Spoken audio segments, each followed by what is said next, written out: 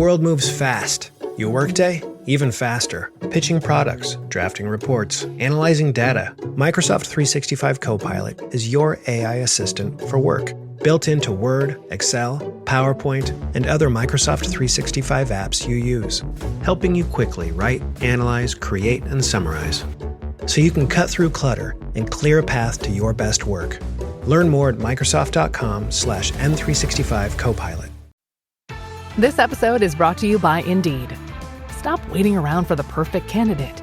Instead, use Indeed sponsored jobs to find the right people with the right skills fast. It's a simple way to make sure your listing is the first candidates see. According to Indeed data, sponsored jobs have 4 times more applicants than non-sponsored jobs. So go build your dream team today with Indeed.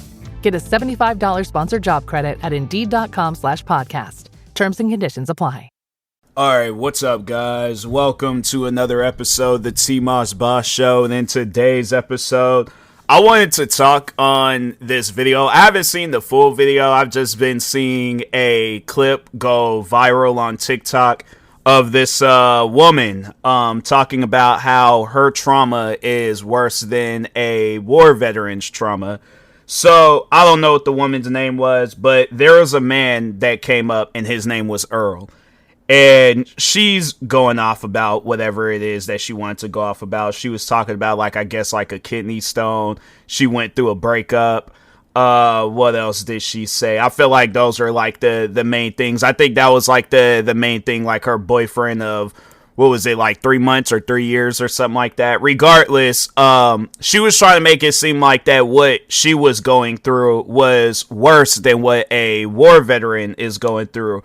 So Earl comes up to the plate, and the way that he described like the aftermath of him getting out of the military, if this has been going on every year since, because I think he said he served in the Vietnam War, and I think he said he started in like 1968 or something like that. If he's been going through what he's been going through since then, I don't care what. Let's just say this much. I would rather go through what the woman is going through than what Earl is going through. Because he said that I think he wakes up like having nightmares, screaming and stuff like that. And then that's when it cuts to her and then she's talking about the stuff she's going through. And then that's when he starts talking about how, I don't know if he was driving or if it was a friend of his that was driving, but this is still over in Vietnam. And I think whoever it was that was driving drove over a landmine, blew the car up. Because I think at that time, like, they didn't really have cars, because I think even still today, like, even with the technology that they have where it's like, you know, cars can somewhat withstand that stuff, like, still it's gonna do some damage depending on how it hits. But no, that was the quote from the video that's been going viral is so he talks on it, he's talking about how they went over the landmine, blew up. And then he was saying, like, you know, at one moment, like, my friend was cracking a joke. Next thing you know, he's hanging from a tree. And that's how bad the explosion was. And then he goes on to say, have you ever heard a man scream with no lungs? And it's one of those things where it's like, you know, I know that the woman, she's going to die on that hill of whatever it is that she's going through, that it's a lot worse. Look. It's no disrespect to her, but it's like, lady, you need to understand one thing and one thing for sure. Whatever it is that you're going through is never going to be on that same level as what soldiers have to go through on a regular basis. And I just remember, because like the crazy thing was, I didn't even enlist. I was so serious about enlisting in the military, but the one thing that prevented me from enlisting, because I was like, okay, I just want to be able to do a job in the military and not have to worry about combat, you know, because it's like, I'm not trying to have it where somebody's trying to take my life, and I'm not trying to be put in a situation where I have to take somebody's life. Obviously, if I am, then, you know, I'm going to do what I have to do. But overall, though, I don't want to cross that bridge. Like, I'm going to be keeping the buck with y'all. I'm not cut out for that lifestyle. And that was the one thing that the guy said at the recruiting center, is that you could go into combat at any given point in time. And when he said that, that was everything that I needed to hear about my, I guess me being in the military and stuff. I'm not cut out for combat. Never have been, never will be. And no, overall though, I just did over the years, watching so many different, because I have to say that's like one genre that I really do like watching are military movies based on a true story, fictional. And that's one thing with fictional is that even though it's a fictional movie, I'm pretty sure it's based off of something, like somebody or a situation. It's based off of something that actually happened, but no, I overall do like watching the based on a true story movies. I have to say probably my favorite based on a true story military movie would be American Sniper.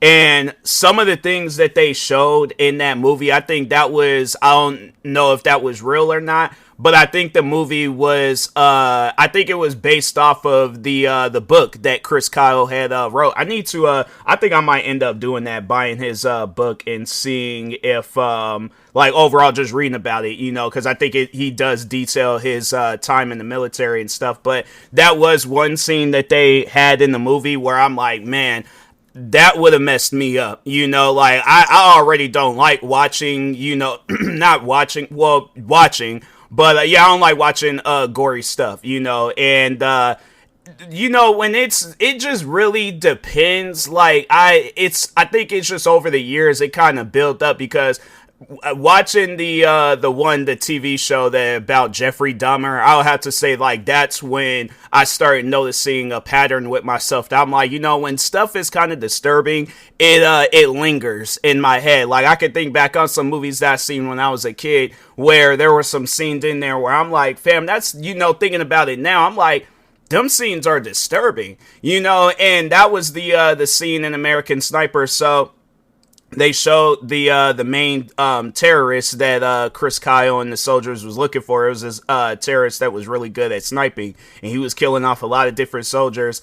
And I think that that's what it was, is that he thought that it was some local people over there and stuff. I don't know exactly where they were at in the movie or where it took place. I don't know if it was Afghanistan, Iraq, whatever. But overall though, he had the guy, the main terrorist, he held a child down, and I think he was a drill, that's what it is, and drilled the side of the kid's head and killed him. And that's one of those things where the kids crying, screaming, and all that other stuff.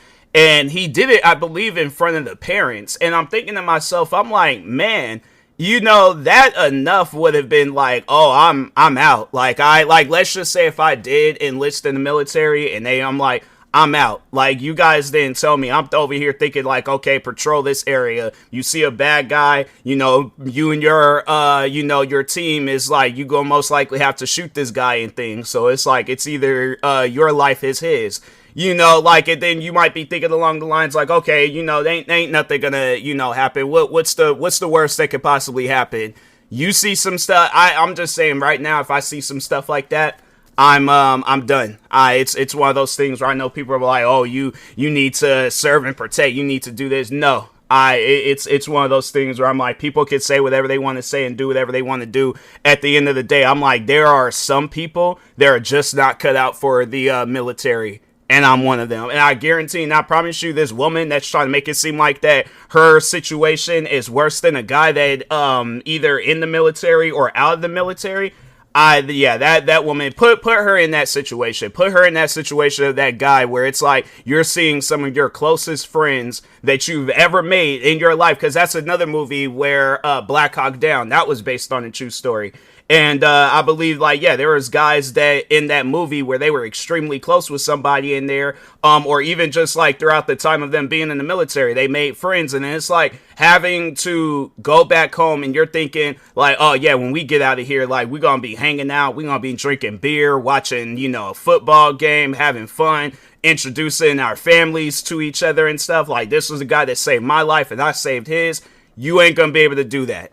Like this is somebody that became your best friend in the span of however many, months or years you've been out there, and then you just see them get taken away like that. Not even on some stuff where you hear about it. Like throughout my years, like of just, overall like losing friends and stuff, I heard about it. I didn't even actually see it. But imagine, my thing is this, I guess even just talking to this woman, imagine you seeing your closest friends dead. Like, they either get shot, blown up, whatever the case is, but you see them dead. Nobody is dead. That's one of those things where it's like, there were friends of mine that passed where I didn't even see them die, but hearing that they died, that was traumatizing enough. So to have it where you're like, oh, it was some kidney stones and a breakup and whatever other stuff she was talking about, and you're trying to make that seem like it's more traumatizing than death and war. And that's even another. So there's a video game. There's so many different things. I honestly could come out with a war podcast series where I just talk on all the different things that I know about from war games, from war movies, war TV shows. What else? YouTube videos. Like, fam, I'm telling you guys, like, at one point in time, I was heavily invested into the, just war videos. Obviously I didn't want to see nothing crazy, like, cause no, I do remember there was this one channel on, I don't know if that channel still exists on YouTube, but this guy, he would, he'll post like war videos. He'll post videos of, him getting into shootouts with, terrorists and things. And, I remember there was this one where it looked like they were on the side of a mountain or something like that. And, they got into a shootout. I believe the guy, he did get shot. I don't know whether he survived or not, but that was a video where I'm like, man, like, war is no joke. And then just, even hearing just a bunch of different stories over the years and stuff. But no, there's this, video game where it's based off of an actual, situation. I think it was, the, Afghanistan or Iraq war, something like that. But overall, there's this video game called 6 Days in Fallujah. Now, I remember because on TikTok, it's when you look up things, it's crazy how, like, you could be looking up a movie or a video game, but then you'll see, like, if it's based on a true story or inspired by a true story, you'll see stuff related to it, like the video game or movie and stuff. So yeah, with 6 Days in Fallujah, I was just overall wanting to see some, like, other people play the game and stuff. I ended up coming across this video of guys that really did fight in Fallujah, because Fallujah, it is a real place. I guess for somebody that plays the game but overall don't know the backstory behind it and stuff, like Fallujah, no, it is a real place.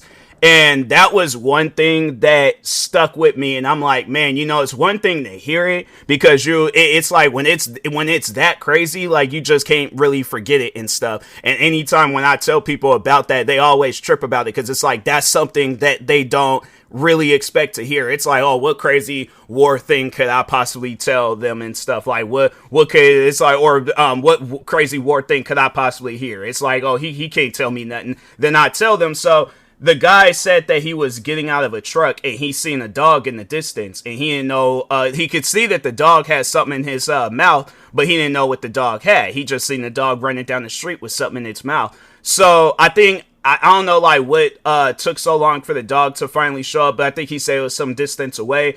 Eventually the dog did get closer, and he can see that it was a person's arm in the dog's mouth. And the dog was just running down the street with it. And, and it's stuff like that where I'm like, man, I just even hearing that, just over the years of just hearing stuff about war, it really makes me extremely grateful that I never enlisted. Like, I know that's one of those things where I'm like, hey, shout out to every single soldier that served and protect this country. But I'm forever grateful that I never did, because it was either going to be the Navy or the Air Force, but I'm pretty sure it's like with both of those military branches that there's some crazy stories that could come out of it and stuff. So yeah, I'm grateful that I never did serve in the military. I would have liked to have served and protect this country, but yeah, it's just it gets to a point where it's like, you know what, nah.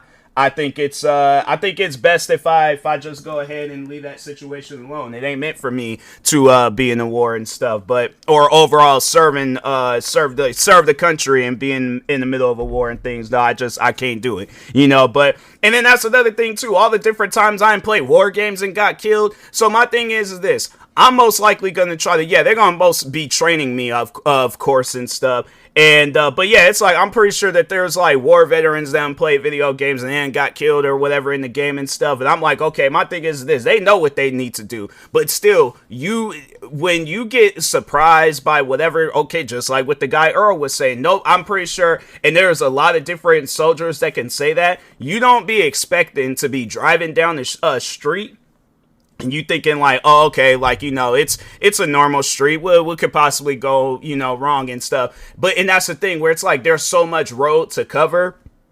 And there's like, I'm pretty sure there's a lot of different areas where there's not a whole, because I feel like people would try to argue with that and be like, oh, well, you should have noticed with the lack of people in the area. But that's the thing though, over there, it's like a lot of areas are like that where it's like, you ain't gonna probably see a whole lot of people on the roads and stuff. So overall, it's like, you just driving, minding your own business, and they might even do it right out in the middle of a bunch of people and stuff, like in a city like area and things where you just driving down the street, all of a sudden car blows up. That's one thing I'm pretty sure a lot of different soldiers where they wasn't expecting that. And and then they got up out of there with missing limbs or some sort of brain injury, something going on with them where it's like, that's why you see where a lot of those guys be coming up out of there with PTSD, having it where it's like they go out somewhere and they're not thinking like how they were before they served in the military. So that's one thing about it.